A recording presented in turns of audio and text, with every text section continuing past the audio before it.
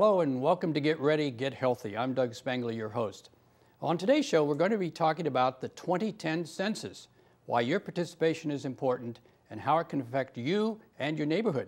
And stay with us because at the end of the show, we'll have important phone numbers and websites where you can get even more information.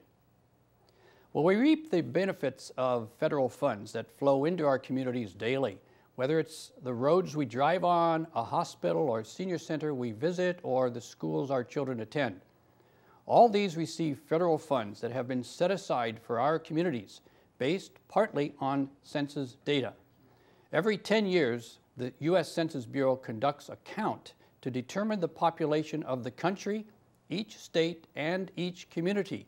And our participation is critical because it will determine how much money the federal government sets aside for our community over the next 10 years. Well, the federal government assigns $400 billion to states and communities based on census data every year. If people in our community are not counted, we'll be shortchanged on state and federal funding for things like hospitals, schools, job training centers, senior centers, emergency services, and public works projects. Census forms are expected to arrive in our mailboxes mid-March and should be returned by April 1st. The forms have 10 checkbox questions and will take just 10 minutes to fill out. All information provided on the form is strictly confidential. The Census Bureau cannot and will not share any of our answers with anyone or any other government agency. For the 2010 census, let's all do our part by filling out and returning our forms because everybody counts.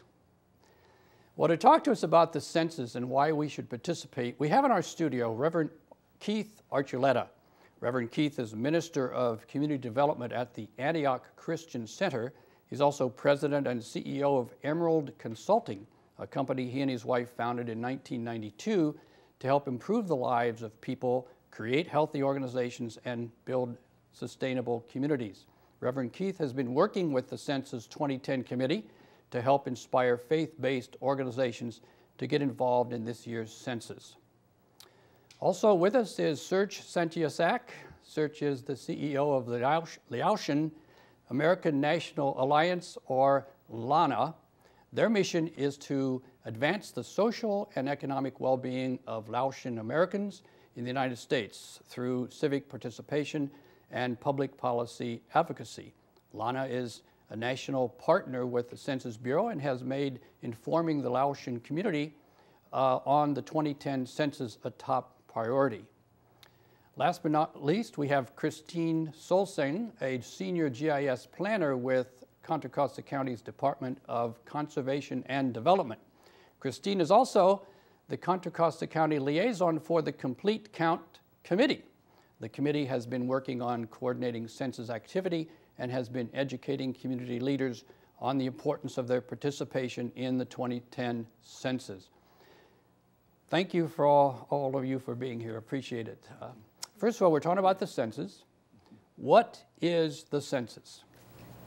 Very simply, the census is a count of every person who resides within the United States at a given point, in this case, April 1st, 2010. And the census is not a new thing. I mean, every civilization, every nation finds it necessary to know the population, know what the needs of the population are, and to be able to meet those needs. And so the census is where that begins. Oh, that's interesting. So, yeah. So it's just a database of information that governments use, businesses use, community uses of the data for different reasons. But ultimately, for the community, it's to bring funding to the state and also to the community. Well, that really leads me to my next question: is why do we really even conduct a census? It sounds like, and I mentioned earlier in the introduction that our communities really have a lot to benefit from this. So how do we benefit from that? What? Well, for me, as an African American, I'm African American and Latino. First of all, it's important to understand the importance of the census. We could not all be counted in the history of this country, and now we all can be counted through the civil rights movement, through various progressive movements in the society. So to me, it's a matter of personal responsibility. It's a matter of really making our democracy work. the census is critical to be able to understand, that, again, the needs of the community. Businesses use the data to develop businesses in the community, hospitals, schools. The fact that we have elected representation comes from the census as well. Interesting. How does it affect the Laotian community? Well, just like all the communities, you know, especially the recent immigrants, the Laotian community is a refugee community. So the census information would be important to help bring resources to our community who are, you know, struggling socially, economically, and even politically, just to understand the system, how the funding works in terms of access to language translations, or at the hospitals, or just getting the necessary information to our community. So that's important for us to educate our community about the importance of census, because it's difficult for our community, because there's like a mistrust of government systems in general, because you know, we're running from our government back in the country of Laos to be here, and now this government wants to collect information. So there's a confidentiality and privacy concern, you know, issues that we have to deal with in getting them to feel safe to do it. Right, exactly. I can see that. Yeah. And bringing it back to why it is important that we do the census. The census is part of our Constitution. It determines the number of representatives we have. So if we are a government for the people, by the people, the census is the means that we have chosen to implement that mandate. And the census has evolved to now allocate more than $400 billion of federal funds. And that's where the rubber really meets the road as far as community organizations and our communities are concerned, because if we do not count everybody in our communities, then we will not get our fair share of the funds that are allocated by the federal government. And that is a once-a-decade opportunity. So if we miss this opportunity to count everybody in our communities, and 5 years down the line, someone says, well, why don't we have the funds for a federal road? 2020 is our next opportunity. Yeah. Just to add on to what you just said now about the money portion, when you're talking about a 10-year period, because it's decennial census, every 10 years, that's over $4 trillion for the next decade. So that's why it's very important. Not only is it $400 billion a year, but we're talking about $4 trillion that we're looking at in the bigger number. And also for California, for each person that's not counted, the state of California loses roughly $12,000 per person. That's not, you know, counted for.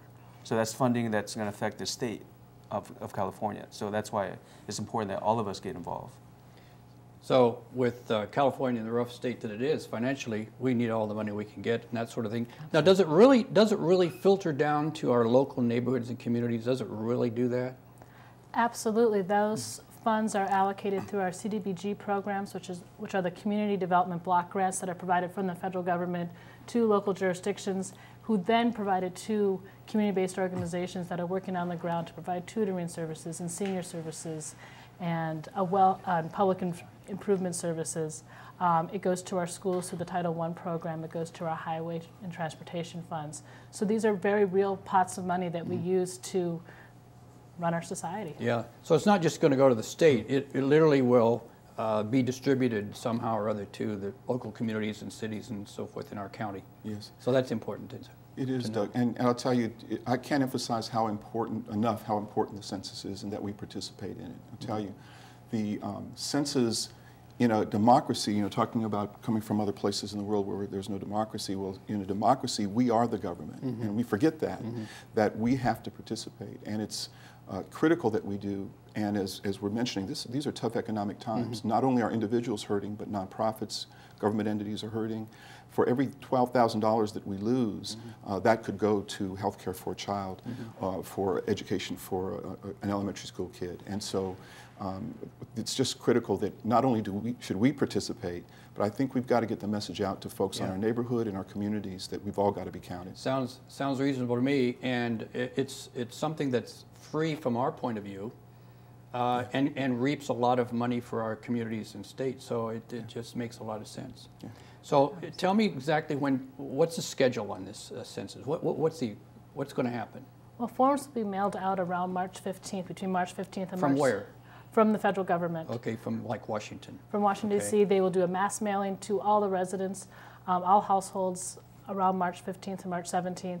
And there'll be about 2 weeks that they're looking for people to take the 10 minutes that it takes to fill out the questionnaire and mail it back. The census is a mail survey, first and foremost, and if they do not receive, if the Census Bureau does not receive a form, they will actually, that's when they start to come and knock on doors to see if they can follow up in person. Oh, so good. if you've mailed back your form and they don't have any questions, generally they will not be knocking on your door, with a couple exceptions because they do not mail to post office boxes. So if you use a post office box, you may expect to see a census enumerator. Ah, And they made it really easy. It's prepaid stamps. I was going to ask about that. So it's going to cost me a stamp to you mail don't it have back. to put 44 cents on I it. like that part. Yeah. I like that part. So it really doesn't cost us anything Correct. except maybe a little bit of time of checking them. And everybody's got the same 10 questions, basically? Everybody gets the same 10 questions. Okay, all right. And we have to mail it back, I think I said earlier, by April 1st.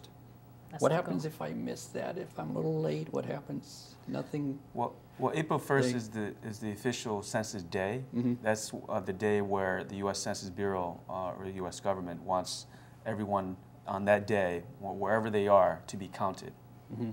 Okay. So But there will be some follow-ups, as you There will be mentioned some there. follow-ups. If the Census Bureau does not receive a form by mid-April, they will mail a replacement form in case you might lose it, because we all have that big pile of junk that things I hear pile that. up. And if they still do not receive a form by May, they will start doing the door-to-door enumeration. Give me an idea of what the questions are like.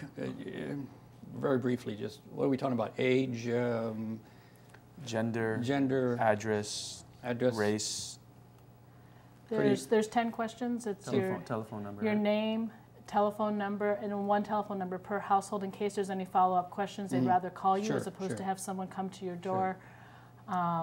Address, whether you rent or own your home, age of each resident within your home, and then how you self-identify in terms of race and ethnicity. Okay, so pretty benign questions, sounds like. I mean, and also nothing real each- personal. Correct. The form itself, it's a 10-question form, but it can actually accommodate up to, I believe, 12. Is it 12 people per I believe so. form? Yeah, That's 12 people correct. can actually be counted on the one form. Now, here's a question I have. People are out of work, they're out of their home, whatever, they're living with relatives. They're not living in the home that they were when. What happens to those people who are like not in the home? They're living with somebody else. What happens? Are they going to get the questions as well? How's that going to work? Well, it all has to do with your primary place of residence. So if you've left, if you've been renting and you moved, and you've established a new residence, it'll be at that location. Okay. You may So want to that's say more, important. Christine, on that. Exactly. Even if you're living with relatives temporarily, if that is your primary residence around April 1st, that's where you should be counted, in particular because that's where you're using the services. Those are the roads you're driving on. Your kids are probably going to school there. And so we want to make sure we count people in their homes where they live. Gotcha. So the questions, when they're asked, is how many people live here? You say 8, and that's how that would work. And that's really important data for state and local and national government okay. to understand All right. that there is a housing crisis and Yeah. that there's a, Gotcha. and it'll give us a good. Gotcha. What about students from another state that come in? Do we count them as well, or are they counted in their own state? I'll let you answer that. Sure, I can answer that. They should be counted where they are primarily living. So if they are going to school full-time for 3/4 of the year, they should be counted at their school.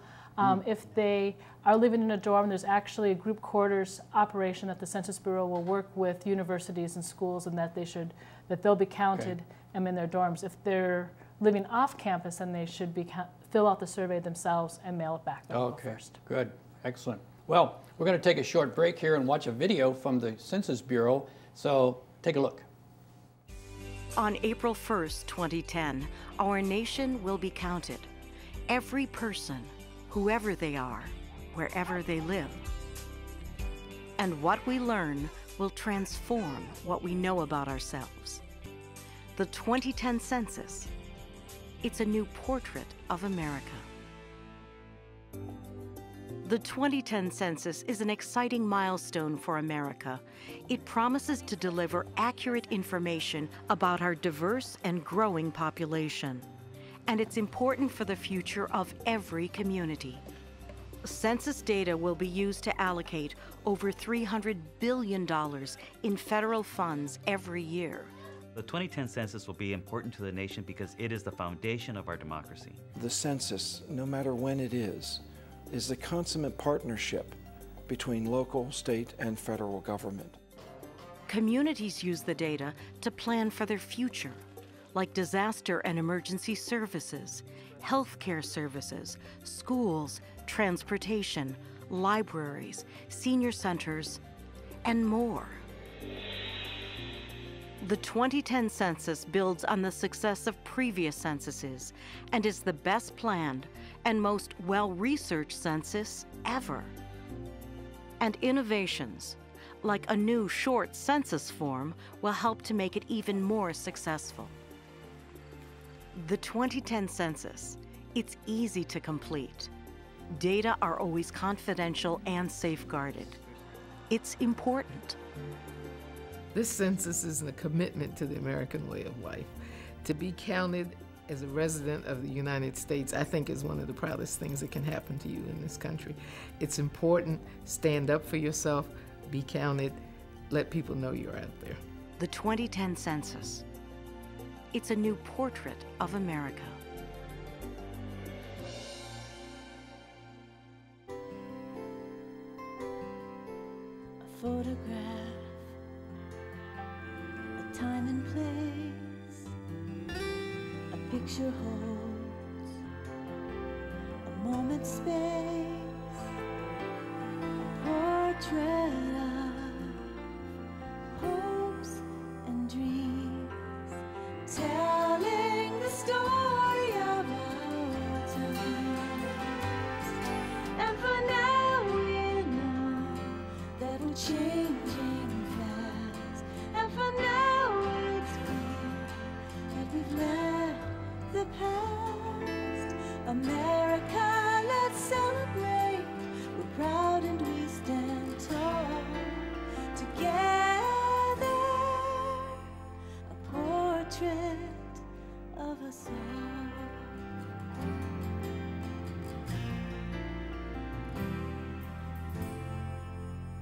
The 2010 census. It's a new portrait of America.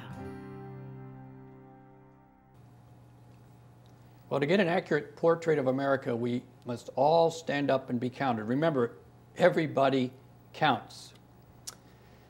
Well, let's get back to our questions. I'm really concerned about this privacy thing because a lot of people think, well, big brother, big government, you know, is intruding and so forth. Should we really be concerned about privacy on this whole thing?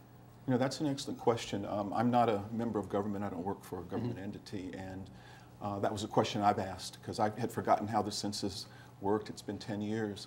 And what I've discovered is that, number one, the questions are non-invasive, meaning the kinds of questions that are asked are less invasive than other types of information that you would need to give to somebody if you're buying something on the internet, for example. So that's number one. Number two is once you've completed the form, only the Census Bureau can use that data. And once again, it's not a lot of specific information. It's mostly around numbers. They have the information on the person filling it out. So it's mostly the numbers of people in your household and their ethnicity, et cetera. They can't share that information with any other entity. INS, IRS. So it's a law. It's a law that by law they cannot share Okay, it. all right. And I also asked about all the extra security after 9/11, and no laws have been passed that change that process. So it's completely private. Good research on that. Okay. What about people who maybe need help in maybe languages other than English in filling this out? Is it all come in English? Or are there various language? What's the story? The form is provided in 6 different languages, including English. So it's in Chinese, in Korean, in Vietnamese, in Russian, and of course Spanish. And in areas where there's a high percentage of Spanish-speaking population, I think over 25%, they will actually mail out a bilingual form to those. So the form that comes to me is going to be in 6 languages? No, it'll be in English, and then there'll be a number on the back that you can call to request a form in a different language, and that will be, I believe, in all languages. So that's going to be a very important thing, to look for the language Additionally, the census has provided questionnaire assistant guides in 59 different languages. And so those are available 59. online at 2010census.gov. Okay. So there's a lot of resources available. There will also be 51 questionnaire assistance centers throughout Contra Costa County where there will be staff by the Census Bureau that will be able to provide information. And once those locations become available, we'll make sure that we post them on cococensus.org as well as provide it up to the general public. Excellent. I think I'm going to be giving some information out a little bit later just to reiterate what you've just said, so that's going to be important. Now, I got some emails the other day about fraud and the census. What's going on there?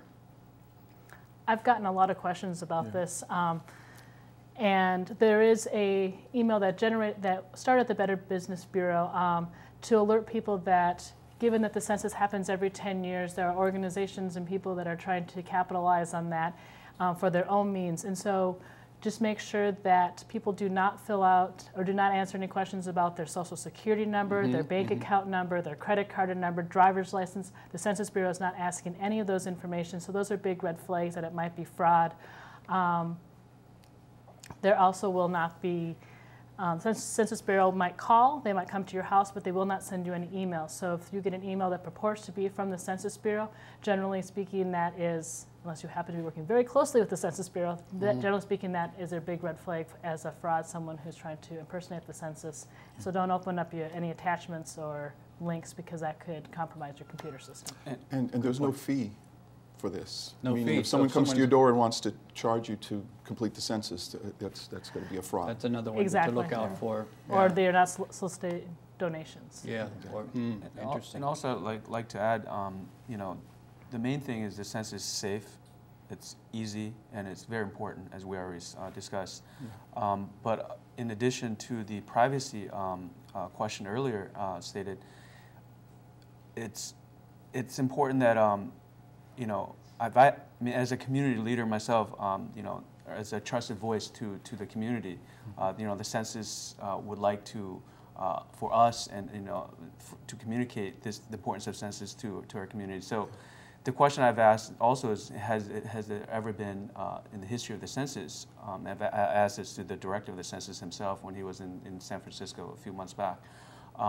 Has there ever been a time when the data has been breached, or so all the information I've gotten, every time I get the chance to find more information about that, it seems like it's been very safe.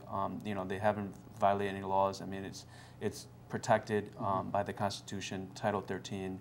You know, there's every census employee is sworn to oath, and if they're caught in breaking that law, you have to fill in the fines. There's fines. And there's $250,000 fines or 5 years in prison, which is very serious. Yeah, yeah. Pretty serious. So emails, forget emails, forget people coming by asking for, you know, if they're going to help you for a fee or that kind of thing. So we're going to get it in the mail, and it ought to be something on the envelope saying, you know, official Census Bureau questionnaire enclosed or something like that, so we would really know and not treat it as junk mail. That's right. True. So be on the lookout for that. But be on the lookout mid-March and on for something like that, and exactly. kind of thing. Yeah. Try to come in What you know? We have a lot of disabled people, blind people, senior citizens, and so forth who may need help in actually filling these out. How does someone like this get some resources in our county? Like there'll be the 51 different questionnaire assistance centers throughout the county. We are also trying to connect with community-based organizations, people who are already working with hard-to-count populations. There's people who are coming in and working with population, especially if you're blind, there might be someone who comes in and provides in-home care. And so we're hoping that we can connect with people who provide those type of services to make sure that the form gets filled out. Good. Many people in the faith community are providing volunteers or signing up to work during the 60-day period of the census to be at those types of centers, at nursing homes, churches, hospitals, maybe schools, wherever there's a number of people who might need that assistance. Okay, good, excellent. There's going to be 51 centers in our county? That is true. Wow, okay, super duper. That's great. And I believe they're all staffed by census employees, to take the data. So if they can either bring their forms they got from the mailed to their home, which is a barcode, an envelope, prepaid envelope. If they lost it or they misplaced it, they can actually pick up a form at the questionnaire assistance center to be collected and submitted. Absolutely, and we prefer that people fill out the form that comes to their home because it does have a barcode that has their address on it, so that makes it easier to make sure that the data is accurate. All right, what about people who are not citizens of the country? Do they fill them out too? What happens there? Absolutely. Everybody, anyone who resides within the United States should fill out that form, and if and there's no question on the form about legal status. About citizenship. About citizenship. Yeah, really? Okay. So it's purely a count of the number of people who live within the United States. Wow. So also just want to clarify, the decennial census, this is every 10 years, is purely for head count of everyone in the U.S. Head count.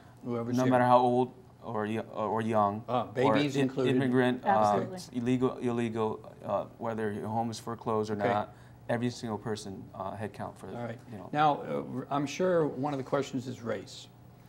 What happens if there's no box that actually applies to me or to you or whoever? Well, what happens there? I'm happy to know that you can check more than one box.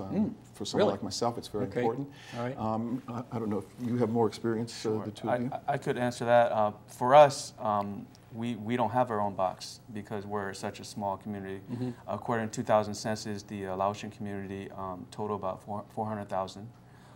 Southeast Asian community that came after the Vietnam War to the U.S. or the Indochina War, which basically affected Vietnam, Laos, and Cambodia. That community is about 2 million in total. So in the Laotian census, in the form, on the census form, there's no category for Laotian. There's Chinese, there's Vietnamese. So what are you going to do? We have to put other Asian, and then fill in? And then write in I Laotian. see, okay. So you can write in. Correct. That's a good, that's good.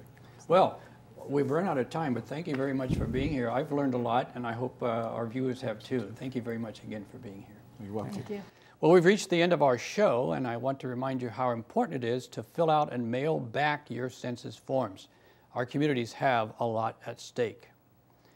Well, the Census Bureau has an 800 number where you can find out when to expect your questionnaire, ask about the Questionnaire Assistance Center near you, and other general questions.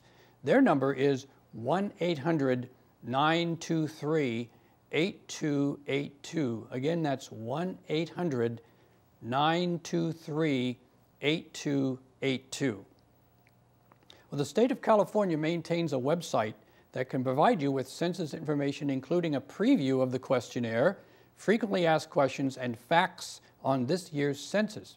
You can access this website at www.californiacompletecount.org. That's all one word. That's californiacompletecount.org. The U.S. Census Bureau maintains a website where you can learn more about the 2010 census, watch videos of personal census stories, read their blog, and learn about how your answers are being protected. And that website is www.2010census.gov. That's www.2010census.gov.